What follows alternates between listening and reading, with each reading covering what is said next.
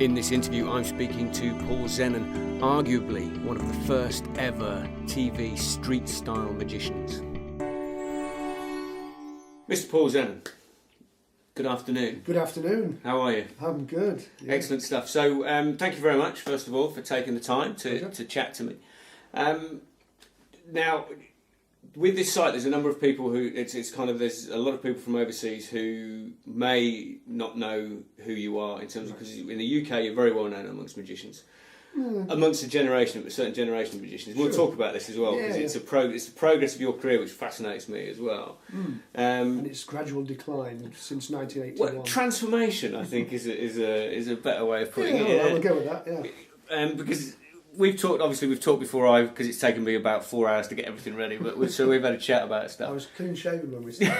Exactly. Me too. You're a younger man. So just give a sort of a brief rundown of who you are, what you do now. What's your sort of key thing now? Okay, well, these days I tend to do mostly corporate gigs, which I've kind of done for a long time now. I think I'm right in saying I was probably one of the first people to do corporate shows in the UK when the term didn't even exist, because I think it was about 18, which is good, 30 years, over 30 years now. And there were a few people doing kind of close-up magic, but I was kind of working with a guy called Paul Stone, who quite a few people might remember, spent a lot of time in the States now, and he organised that 100 Years of Magic at the Palladium thing a few years back. Yeah, he's a bit of an impresario, isn't he? That's one way of putting it, yeah. And but basically I kind of used to put together shows with him for corporate events, doing sort of product-linked entertainment, which was quite I suppose, an American idea that came over, you know.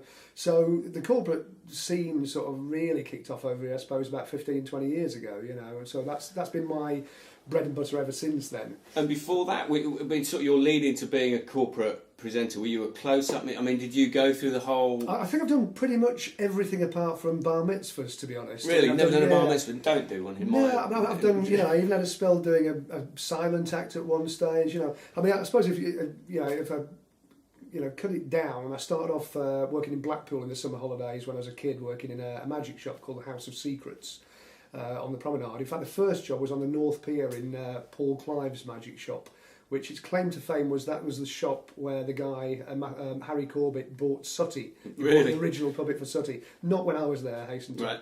And he also wrote the book Card Tricks Without Skill, which is quite a well-known... I have that book. Yeah, I think everybody's got it tucked away. It's actually a really good book.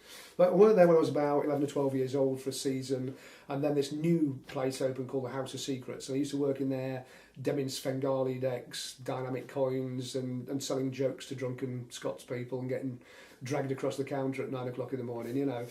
So I think the interesting thing about that was selling jokes and magics, where the kind of combination of comedy and magic came from, you know. But I also learned to do kind of palm reading and tarot reading in a semi-serious way. I mean, this was the sort of 70s when, you know, the whole New Age thing was big and people were into pyramid healing and crystal energy and all that nonsense. And when I kind of learned the trade there, I did a few shows in guest houses and hotels. I must have been quite a precocious kid, because I used to knock on guest houses' doors and say, "Can I show you a trick? And if you like it, you know, I'll come back and do a show for your guests at the weekend, and that'll be free. But if you want me back next weekend, it'll be a £5." And I kind of, you know, just literally did the door-to-door thing, aged probably 14, 15. And within that sort of period, I did my first TV show, which was called Fun Factory. It's a Saturday morning live kids thing from Granada in Manchester.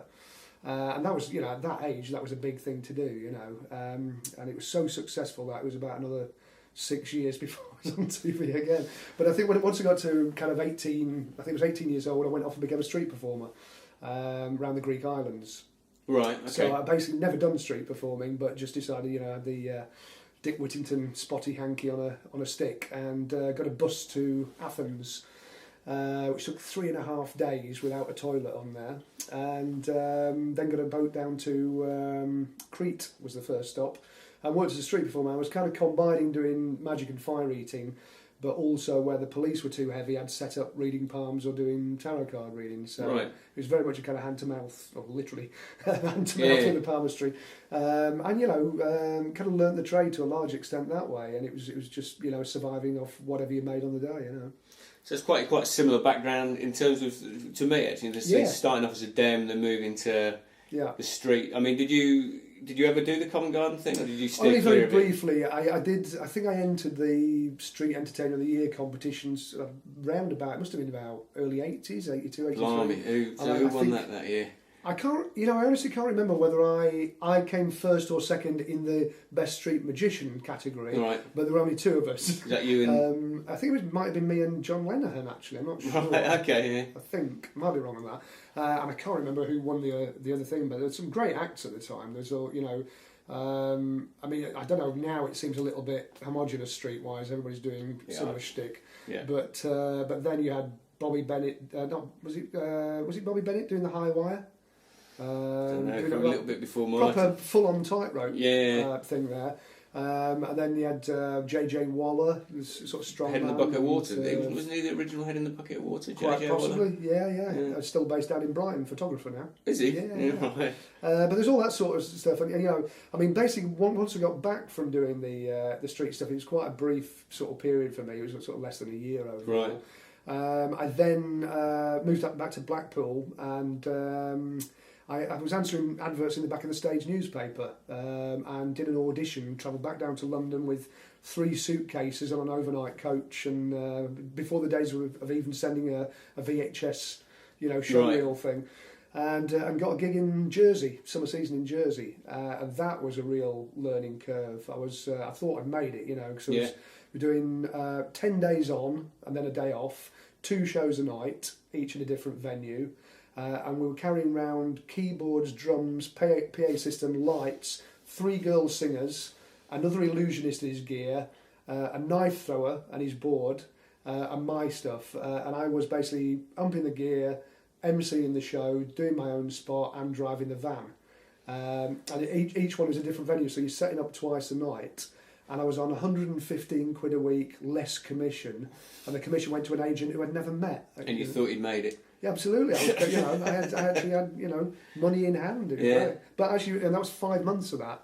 And that really is where I certainly learnt the comedy. And what stuff were you doing side. then? I know this is not about magic as such, but as far as I remember, I was doing the sliding die box, like an adult version of that for some reason.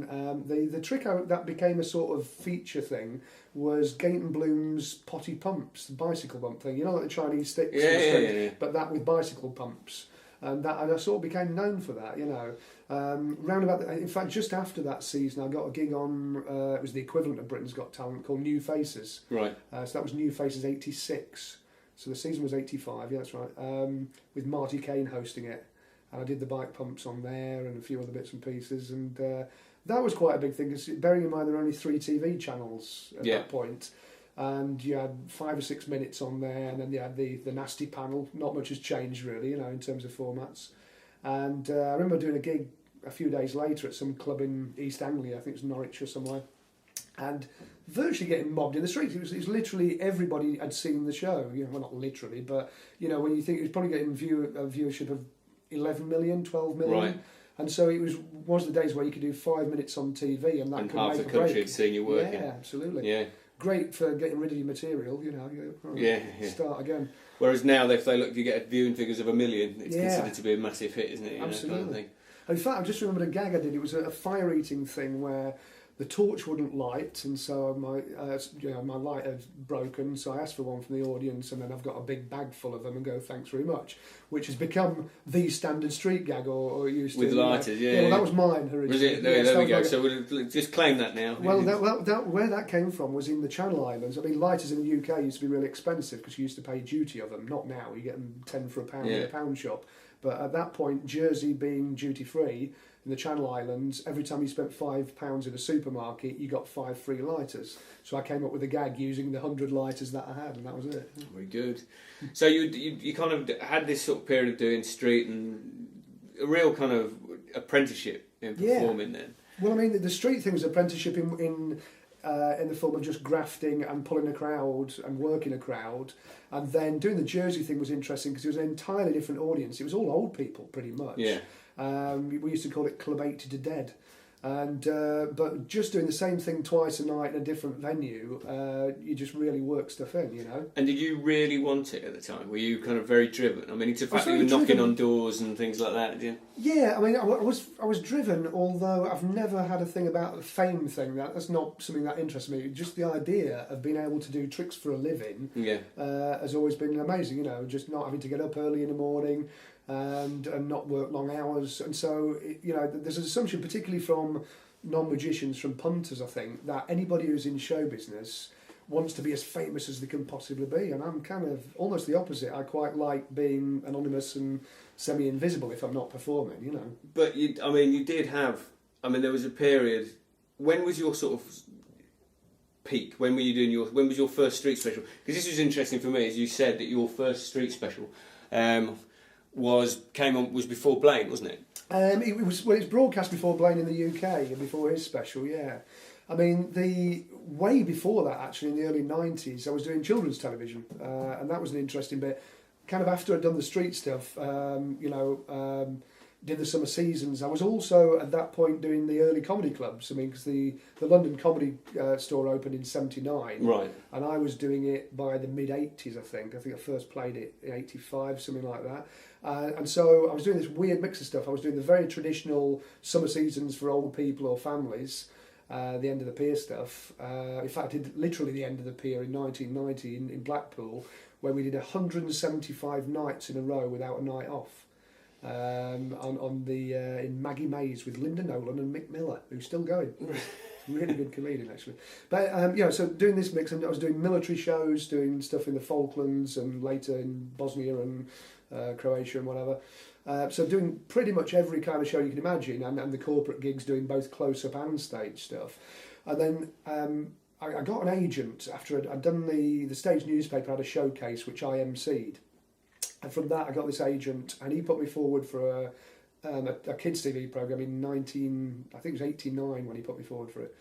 And it wanted someone with acting experience that was streetwise with magic. And so this was the first, I suppose, looking at it now, a forerunner of the street magic stuff. Right. And I turned up in a baseball cap and jeans and a t-shirt and did radical. Well, it kind of, you would think that was 89. Yeah. And I was doing tricks with Walkman headphones. Used to have those sponges on them, the bigger ones. And so I did a sponge ball routine with those, and a trick with chewing gum and that kind of thing. And I lied about the acting experience at that point. And it was supposed to be for a bit part, but after they'd seen me, they called me back for the lead, and I got the sort of one of the two lead roles in a series called Tricky Business. Right. And that was a 9-week series set in a magic shop. Patsy Palmer, who went on to do EastEnders with all the kids in it at the time. David Wood was the sort of lead character who was on TV recently, a film called If, from the 60s, a really hard, dark thing, very dark thing, the public school, But anyway, so did 2 series of that. Then they gave me my own sort of vehicle, which is called Tricks and Tracks, and that was a magic and pop music show, as you can probably guess from the title. And it was myself and robots assisting me. I kind of pushed together. These guys I've been working with on corporate gigs. Right. Arby the robot and Adam and Eve. There's the 3 of them. Who are still going? Who are still, well, actually, Ian, Ian and Mandy, who are Adam and Eve, are working in Vegas with Blue Man Group now. Right. Okay. And Arby, it was his 50th birthday a few weeks ago, actually. So I pushed to get them on the show. And they was kind of big hit. And the other claim to fame was that it was the first showing of Take That doing Only Takes a Minute. Right. And I remember saying the previous week, because we had some real duff bands on, you know. I said, who have we got next week? And we said, we've got a band called Take That. I went, oh. I said, they've been around for 6 months now. They're doing nothing. I mean, you know, they might as well give up. You know, Mr. A&R.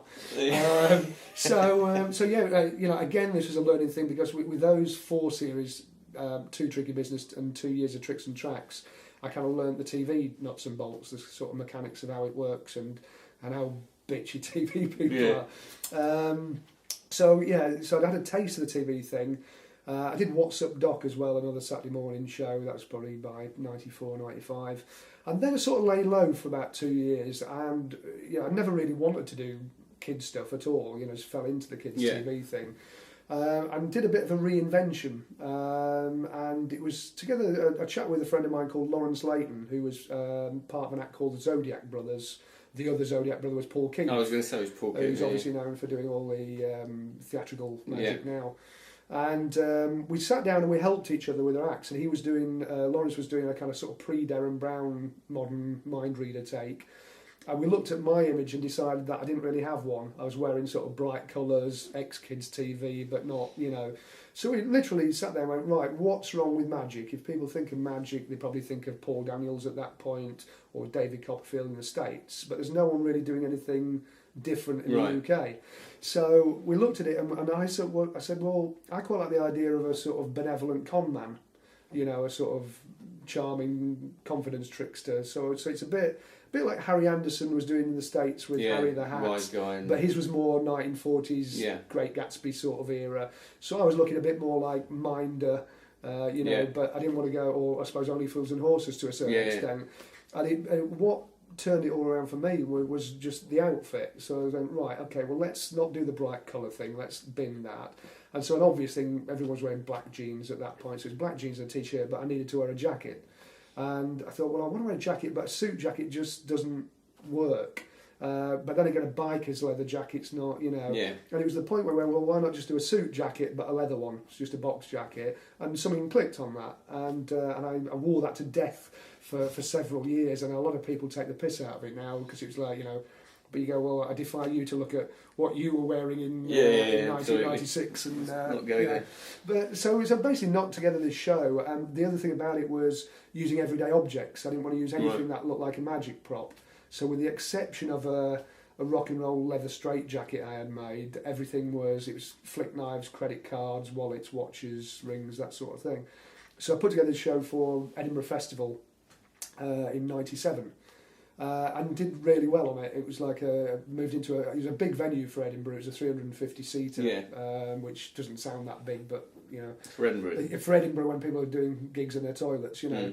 I did that show, and that's when it all changed. I was wearing that gear, and someone from Channel 4 saw it, a comedy commissioner there, and they gave me a pilot, and it was part of the Comedy Lab series, which was the same year as when Peter Kay first kicked off as well. He did one of the pilots, and it was only 15 minutes, called Turning Tricks. And that was screened, I think it was 98, it might even have been early 98, I think. And that was, I think, a couple of months before the Blaine's first special was screened in the UK. So he would have made the show at that point. Yeah. I hadn't seen it, and it was interesting to see it after, because you know there were obviously parallels with the whole street thing. And I think it had just about become a term amongst magicians at that point, street magic, because that was the name of his first show. Yeah. So that did really well, and so they offered me, I think it was 8 weeks' notice between them offering me and broadcasting an hour-long special, which is not a lot of time for something you've never done before. Yeah. So I knocked it together, and it was the actual first special was called Paul Zennon Turning Tricks as well. So did you find the whole fact that it was at the same time as Blaine hindered or helped you? Because you would have had that thing where people hadn't seen the first 15-minute one, but had seen the Blaine one. You know what? I don't think they would have done the special if it hadn't been for Blaine, my first special. Yeah. Because, you know, contrary to popular belief, TV channels aren't looking for anything new. Yeah. They're looking for something that someone's already done somewhere else and it's successful, but they want to be soon in behind it with a second version. Yeah. So, in some senses, I can understand why people might think it's a, direct British copy thing. But in other respects, you go, no, what I tried to do was, there's quite a few different elements, one of which was the idea of using little stings in there, little kind of 10-second punctuation points, tricks to camera without punters. And I think one of the main things was the hidden camera section.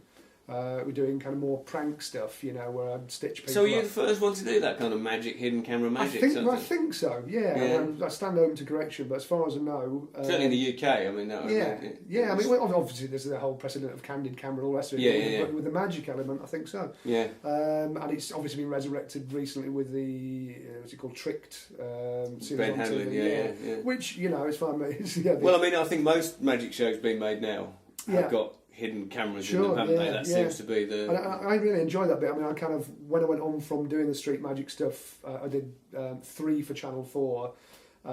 Actually, the other thing we did, which was slightly different, was the travel element. By the time we went to the 3rd special, we did that one in Prague as a Halloween special. Yeah. And you know, the 4th one was in Lapland, because I basically had this idea, mistakenly as it happens, that if you themed a show, it will get repeated each year. So if you did a Christmas one, you know, Pancake Tuesday one, Easter Resurrection one, and so it gets shown, and it doesn't sort of work that way. They get shown if they're more neutral. Right.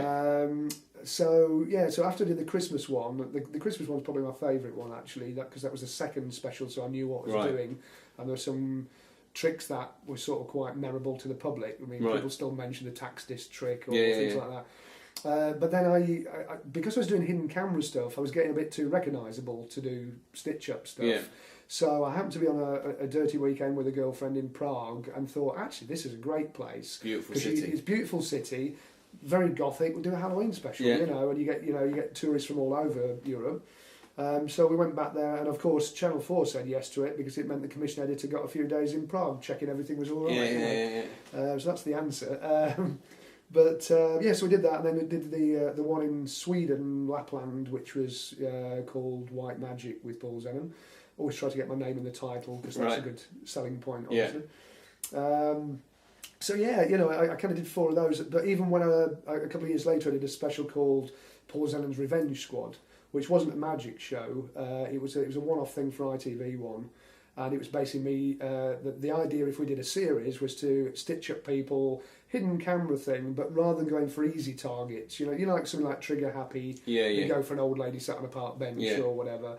We thought, well, no, let's go for the people that deserve it. So it was kind of, you know, it was going to be sort of council workmen or, you know, whatever officious type. So we obviously, the most obvious was traffic wardens and parking attendants. So we did that.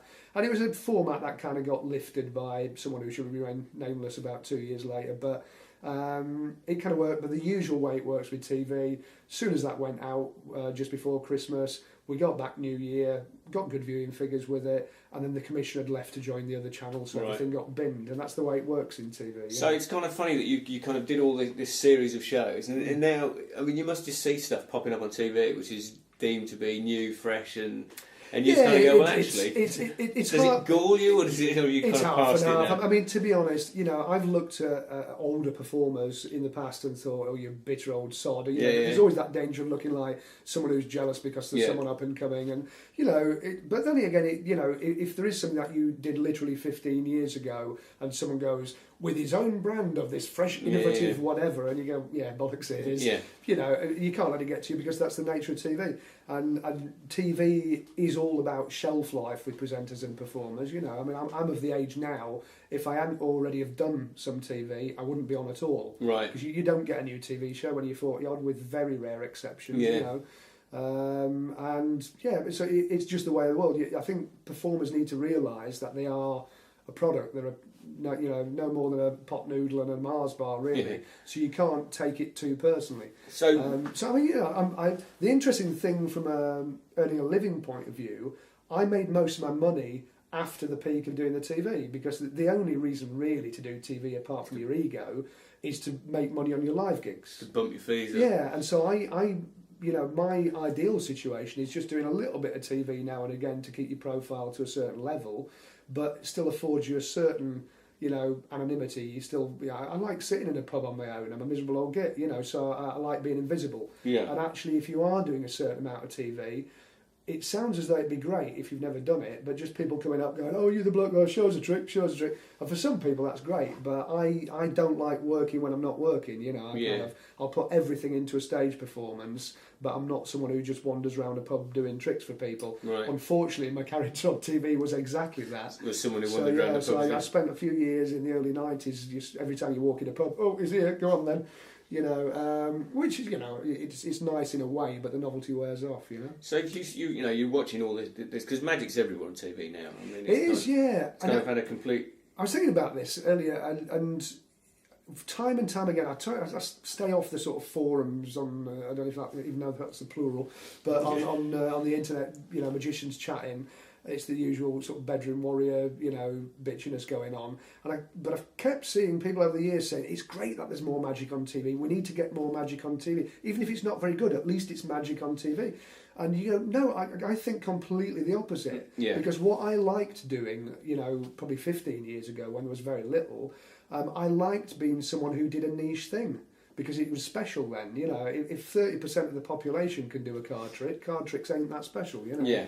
And so I don't subscribe to that. And I also think bad magic on TV isn't good for live magic. It doesn't increase viewership, Well, also, yeah, because I'm of the theory as well that magic that's done on TV and can only be done on TV is not good for magic. Well, either.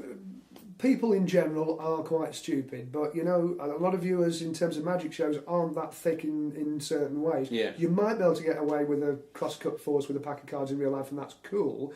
But when you do something on TV that is so impossible, that sort of too perfect theory, they know, by a process of elimination of possible methods, that it's got to be stooges or camera tricks in some cases. And not all. Hopefully all magic on TV looks impossible, but there's more or less impossible. When Chris Angel, pulls a couple of people in half on park benches and then reassembles them, and they go, "Oh, what happened to me?" And I think, oh, it's nonsense. It's freaky, and people will watch it and go, "Wow, that's incredible." But they know that's not the skill of a magician. Yeah. Something else is going on. Yeah, because then they watch this. I think I've said this on one of these before. Then they watch it, and the next thing on is Independence Day with Washington being blown up, and they don't go, "Oh no." Yeah, no. The problem is with it that if they think it's a performing magician who's cheated by either narrow it down to two things, stooges or camera tricks, then why would they believe anything else that person does is to do with their skill? And I think, and so it all just washes over them. And I think, as a viewer, I would lose interest at that point, and not just in that magician, in magic in general. But actually, it's interesting. It's come on to the subject of believability, and people want to believe stuff, don't they? This is something you've had. I'm not even too sure if you're allowed to talk about it at the moment, but you've just. I think I know where we're heading with this. Yes. Because there is a similarity, I think, between people believing. The original Blaine special where he levitated in the air. People really want to believe that there is someone out there that can do that. Someone who is supernatural. Sure. Yeah. And there are people who make a living, a very good living, out of being supernatural. And these, the psychics and mediums. And all that. And this is something you've kind of. I know you've spent a bit of time debunking them. Yeah. And you got yourself in trouble. I believe. Well, the thing is, I suppose the background on it is that because I mentioned earlier that I used to do palm and tarot reading. Now, I used to do it sort of in a twofold way. I learned how to do it properly. I learned what the cards meant and what the lines were on the hand and that sort of thing. And I was genuinely interested and sort of believed it, or at least open-minded about it. But I also read a book by a magician from Blackpool called Joe Riding, who did the Tarot Made Easy, or as he used to call it, the Tarot. And he used to do sort of Blackpool hotels and guest houses, and he wrote this book just as a way of memorising stuff and the bits of applied psychology and what we now know as cold reading thrown in, or Barnum statements, the statements that sound very specific to an individual but just general, And I learned all this sort of stuff, and I was quite astounded about how easy it was to do and fool people. And I had a couple of incidents when I was doing it as a 19 or 20-year-old in Greece, where it was sort of quite disturbing. I had a few lucky hits with stuff, but just reactions from people. And you're going, actually, if I was slightly less, I wouldn't say I was a moral person to any great extent, but if I really wanted to rip people off here, it would be very easy, And I've kind of kept an eye on it over the years and watched various stage mediums. But it all kind of came to a bit of a head about 2 years ago when I will be careful about what I say now, because there's certain issues that are still pending legally, shall we say. But a certain medium got accused of cheating, or he actually wasn't accused of cheating, got accused of wearing a hidden earpiece on stage in a show. And so the Daily Mail asked me to write an article about it, what the methods could be if this person was cheating, and I did. But what I hadn't realised is how extreme the mediumship, if you want to call it that, was. So I looked at some YouTube things before I wrote the article, and I was actually quite disgusted about what was going on, because this was someone on stage who wasn't just going, oh, I see a little old lady with grey hair and she says everything will be all right and your keys are where you left them, you know. This was someone impersonating dead toddlers in front of their parents. You know, going into the voice about, Mummy, I didn't want to leave you, I love you, you know, and it was quite disgusting stuff. And that, you know, teenage suicides, car crash victims, you know, stuff that you could easily read about in a local newspaper, perhaps. Yeah. I'm not saying that's how it was done. But, you know, so there's a whole issue about it. Anyway, I wrote the article, and there was nothing, as far as I was concerned, that was accusatory in the article. It was just my opinion about how people could be doing this if they wanted to exploit vulnerable bereaved people. And it all kicked off, and I went on This Morning on ITV1, and I got told not to by the show's producers, but the night before I'd found a bit of footage of this particular person removing what looked very much like an earpiece from their ear as they walked off stage. And so I announced this on This Morning with a YouTube and a time code and everything else, and it sort of kicked off from there. And then fairly soon after that, this person took libel action against the newspaper about my article. And it went on for, I think, about 18 months or something like that. Right. So while that was going on, I was doing a lot of research about psychics in general, and I've got a lot of dirt. So just in case they come after me again, there is dirt waiting. And what I got upset about was they're using the same techniques as mentalists, you know. But, you know, there's things like certain of them use the pre-show thing of, you know, write something on a bit of paper and you put it in this big fish bowl and it gets taken backstage before the show, and lo and behold, these messages come out from the people you wanted to hear from, you know. Incredible. You know, that coupled with a hidden earpiece, which apparently is just used for stage directions, not for cheating. I must stress that, and I don't suggest that. Yeah. But, you know, these are people... It's not just, despite what the disclaimer says, for entertainment purposes, because, you know, as long as they say that, there is no law against what they're doing. Oh, I didn't know that. They have to put that in it. Oh, well, this is interesting. They used to be part of the Fraudulent Mediums Act, which in turn was a version of the Witchcraft Act from the 1600s, or 1500s. But that was repealed about 4 years ago. So now it just comes under trading standards, but you're allowed to go on stage and claim that you are communicating with people's dead relatives, as long as somewhere on the publicity material it says for entertainment purposes. That's all you need to say. Yeah. So essentially, you're saying it's a magic show. It's a magic show. Yeah. Wow, I didn't know that. Yeah, but, you know, people say, you know, there's all sorts of lines about, well, what harm does it do? It's comfort to some people. A couple of really sort of concise anecdotes on that front. I was travelling up to do some BBC News thing talking about it, 6 o'clock on a Sunday morning, thinking, I'm not being paid for this, and it's just me banging on, and it's just, is it worth it? And I got this this Facebook message through from a magician, semi-pro magician who's also a nurse, a male nurse. And he said, just to let you know, Paul, on this subject, a lot of the medical profession are behind you. He said, I see this sort of thing all the time with old people getting ripped off. He said, there's an old lady the other day, and she was sat there, she's terminally ill, they've stopped treating her because there's nothing more they can do, and she started crying, and I said, what's the matter? And she said, it's just, I've been so stupid. I've given all my money to these bastards. I've worked all my life to save money to give to my children. I've wasted it on these. And she was talking about mediums. Right. And these people had ripped her off. He said, at that point, I started crying and she died in my arms. And you go, well, okay. So that was a boost to kind of carry on going. I think the most poignant one was a bloke, again, got in touch on via the internet. And he said, I had a friend of mine who went to a medium, and he said... you know, he said he's an intelligent guy and he wouldn't normally fall for this kind of bullshit. He said, but his wife died fairly suddenly after short illness last year, and he went to this medium, and she said it's okay because she's in a better place now, and she says just to say the pain's gone now and she's okay and she's just waiting for you to join her. So the guy committed suicide to join her, and you go, well, that's what harm it can do, you know. Yeah. And it's, you know, it irks me the fact that there are so many programmes on TV and articles in papers about cowboy builders. Yeah. You know, if someone kind of... You know, I don't see any difference between someone knocking on an old lady's door and going, you've got a few tiles missing there, love, I could fix that, but it's going to cost you $5,000.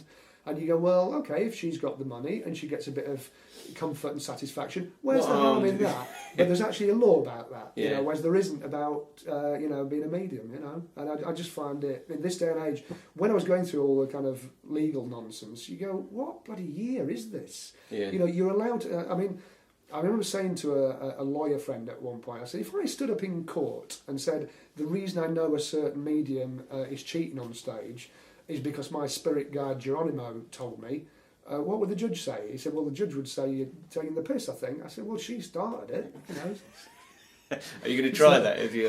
Well, you know, it's the same argument. Yeah, exactly, you know? exactly. Yeah, or saying that Jesus told you, or whatever it may be. You know, why is it okay?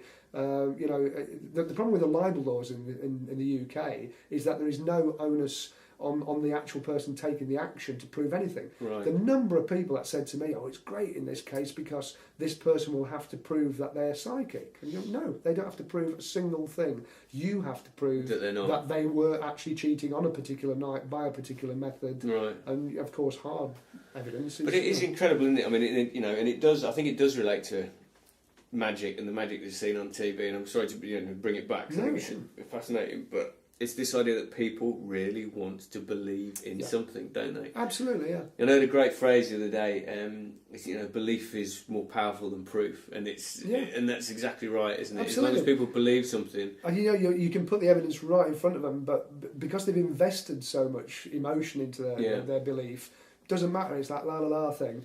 You know, and I think, sort of Darren Brown is a very good example. You know, there's that whole thing about if someone takes a card and you do whatever miracle with it, people go, that's amazing. But yeah, it's obviously a trick. Mm. Whereas if you go, all right, you're thinking of a colour, it's blue, people go, and there's no way. And that's a different thing. Yeah. It's probably a much simpler trick and certainly easier to do.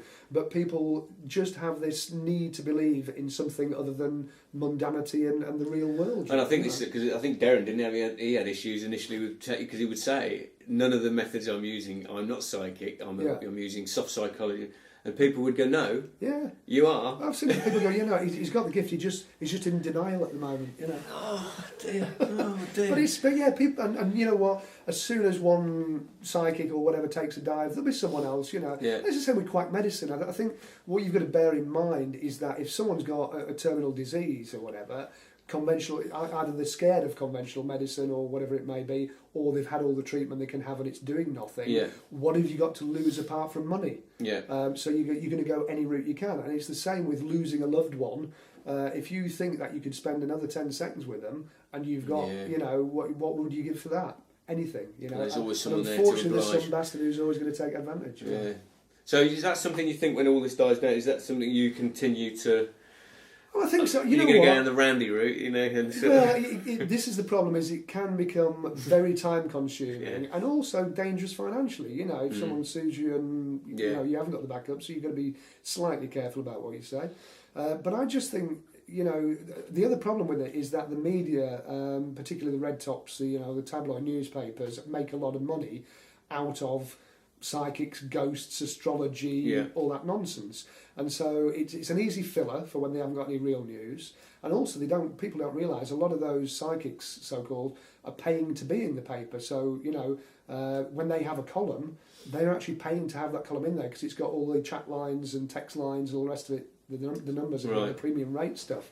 So the newspapers are very reluctant to run any stories that are anti all that, And I just personally think that, I don't know, it's just my northern stubbornness, I think, but just once in a while, I think someone said about comedy, the job of a comedian is just when everybody else is in the room has reached a consensus of opinion to go, hang on a minute.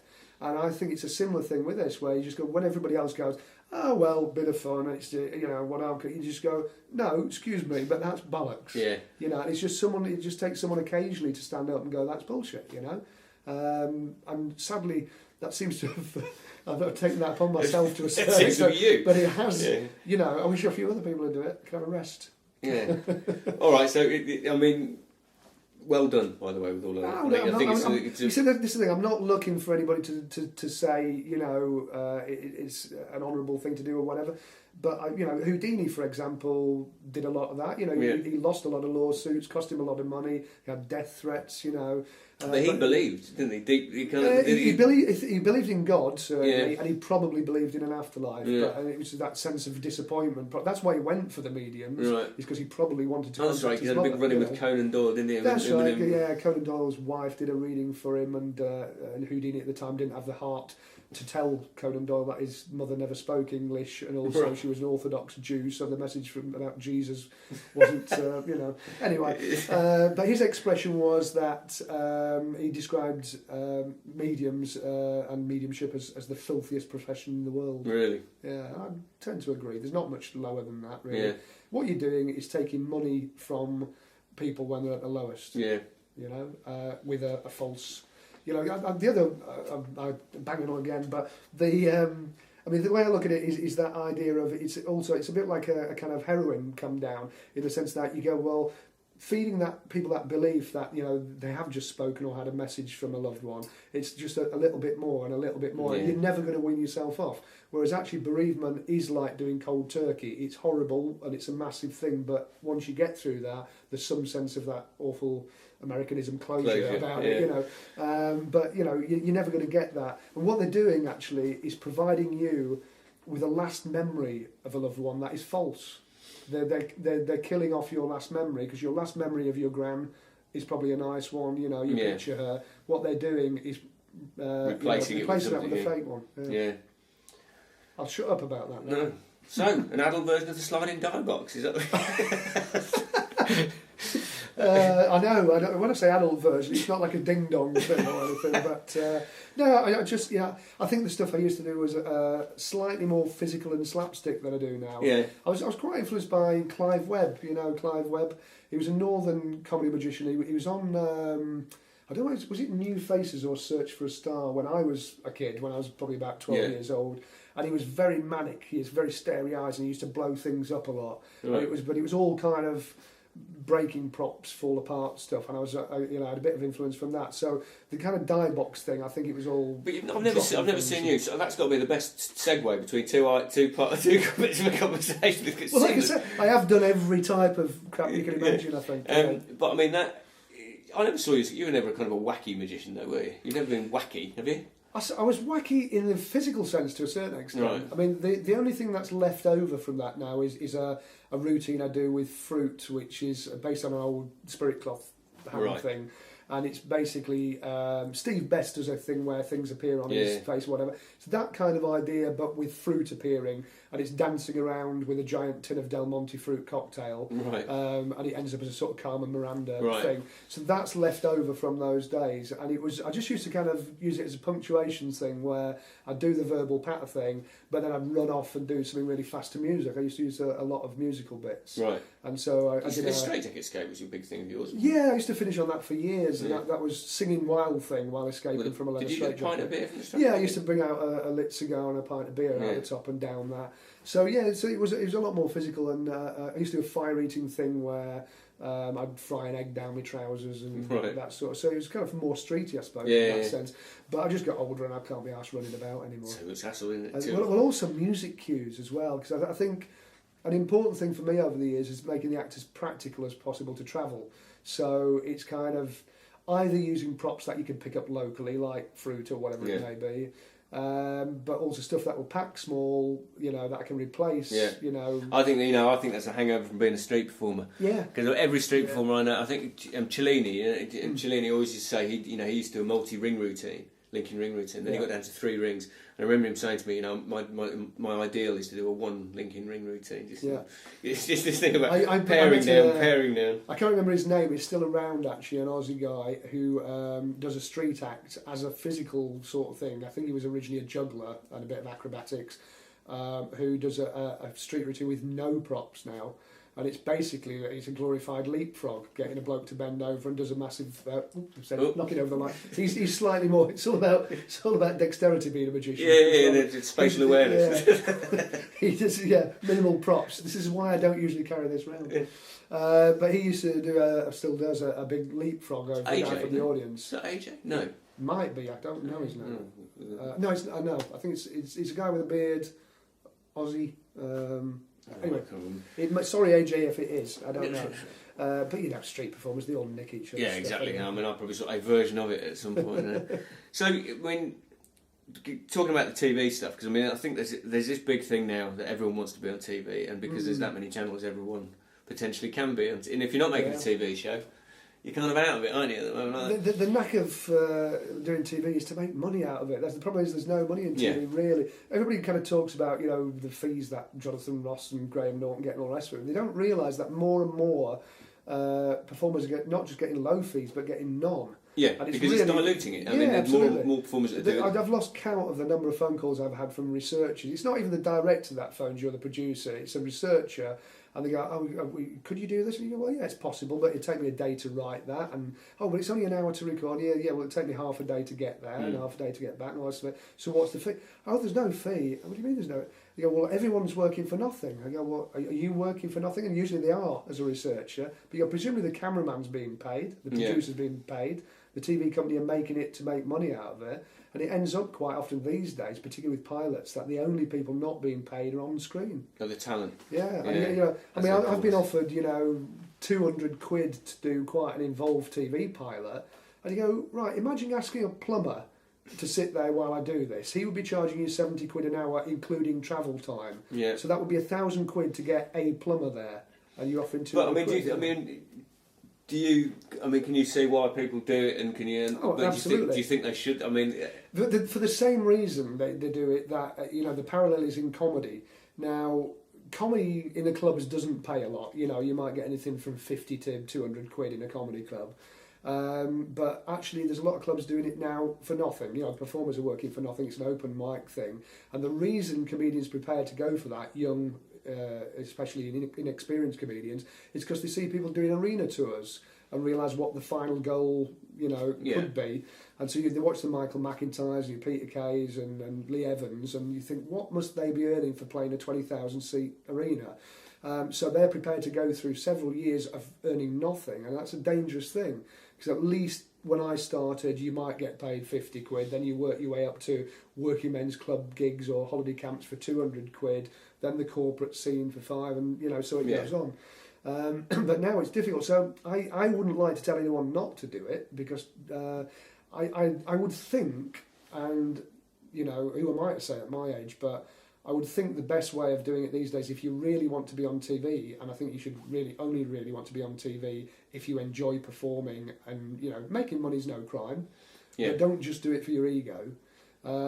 I think the way to do it is probably the way sort of Dynamo and a few others have done, is to make your own little things on your phone and stick it on YouTube or Vimeo. I'd use personally Vimeo. There's still people that don't realise that when you put something on YouTube, it becomes their property.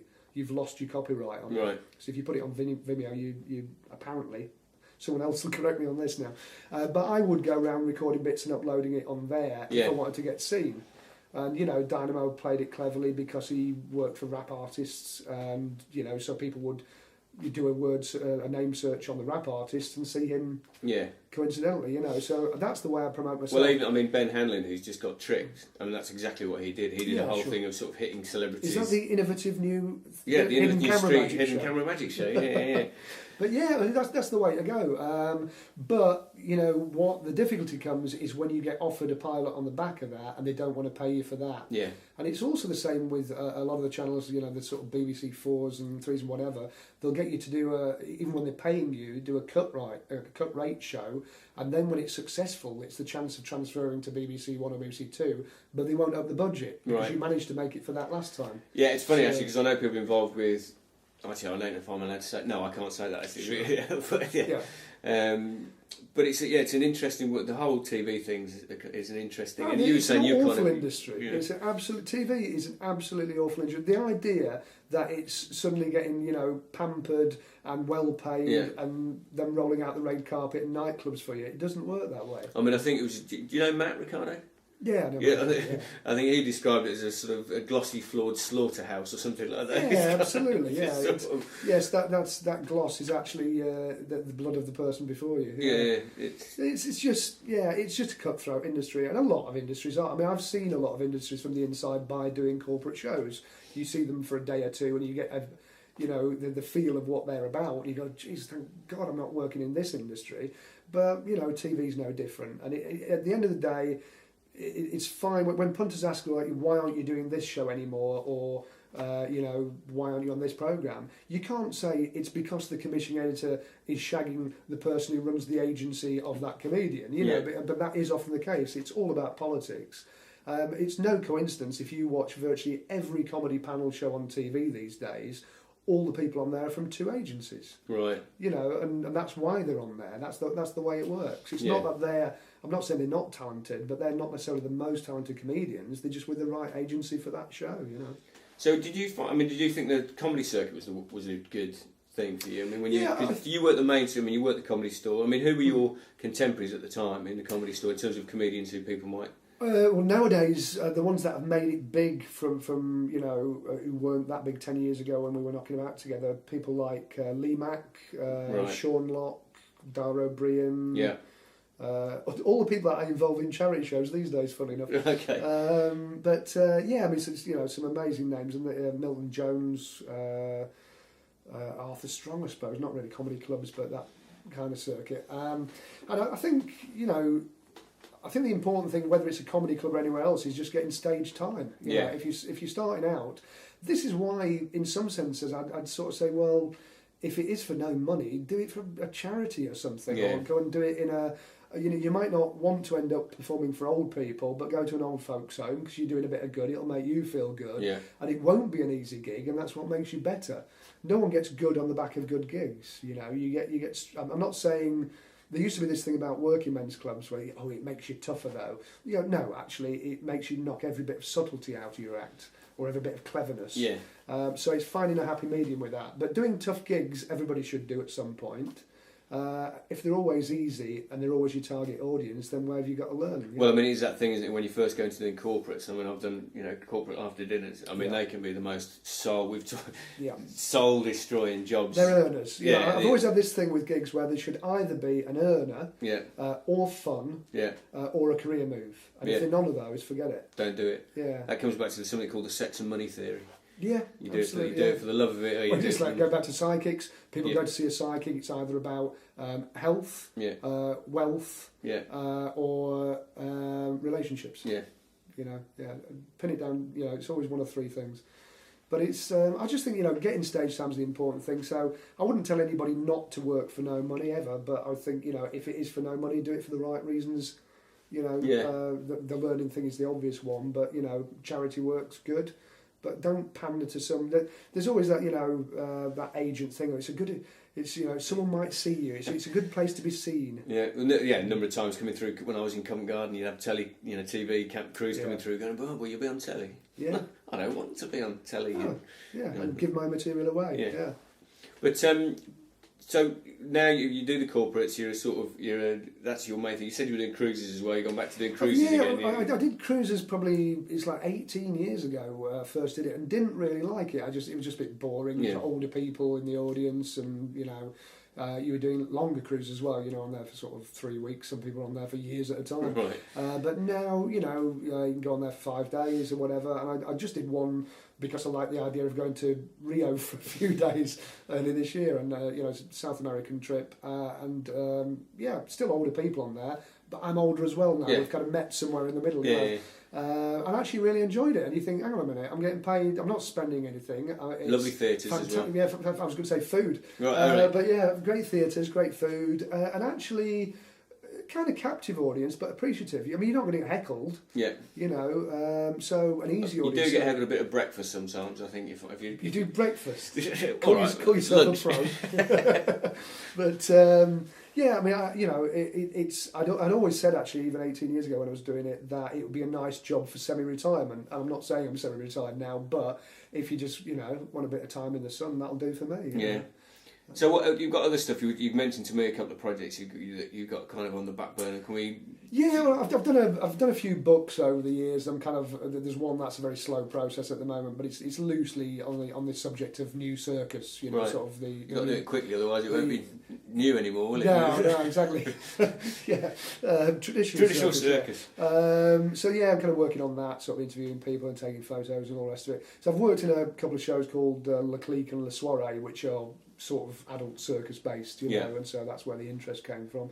And I still occasionally get tugged into doing, you know, some idea for a TV programme, and then you just go through the same rigmarole of wasting 3 months of it, then the commissioner leaves to go to another channel, then it gets binned, and then 2 years later someone else makes it, and you go, brilliant. Not that I'm bitter or jaded. No, of course, no, it's not that bitter performer you mentioned earlier. But so I still, you know, we'll still do other things like that. I'd actually like to do more factual presenting if I was going to do more TV. Right.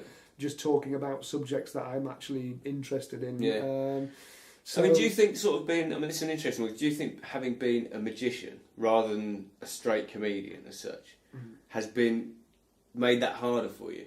Because there's always, I mean, I know from being a street performer, I've always, you do get labelled, don't you? Yeah, absolutely. Do get sort of well, it was interesting when I did my first book. I wrote a book called 100 Ways to Win a Tenner, which is hardly, you know, intellectual reading. It's I think it's described as a bog dipper. Yeah. But even then, people, you know, when we were getting spots on TV shows to chat about it, people go, "Did you write it yourself?" kind of thing, you know. And you go, "Well, you know, I can joined up and everything." But it's this thing about if you're a magician, that's all you do. It's kind of a very niche profession. Whereas, as you were saying, Riley, you know, if you're an actor, a comedian who became an actor, or an actor that wrote a book, or whatever it may be, there's no question about that. You know, that's fine. That's what some of them do. But magician that does anything else, you can get it with a comedy still. Well, what are you? Are you a magician or a comedian? Yeah. Well, a bit of both. You know, depending on what the gig is.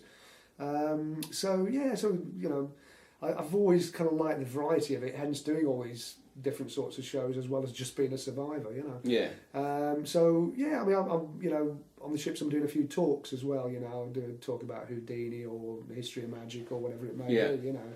And I quite like that, you know, if you spent a lifetime interested in something and you are reasonably knowledgeable about it, you might as well make a few bob chatting about it anyway. Yeah, and are you still interested in it, magic as a... You know what, I think the actual magic itself I've fallen a little bit out of love with, but that's in the sense that I'm not interested in the latest trick, you know. I've done enough tricks now forever. You know, I found a VHS cassette of a kids series I did about a year ago or whatever, and I put on a couple of minutes.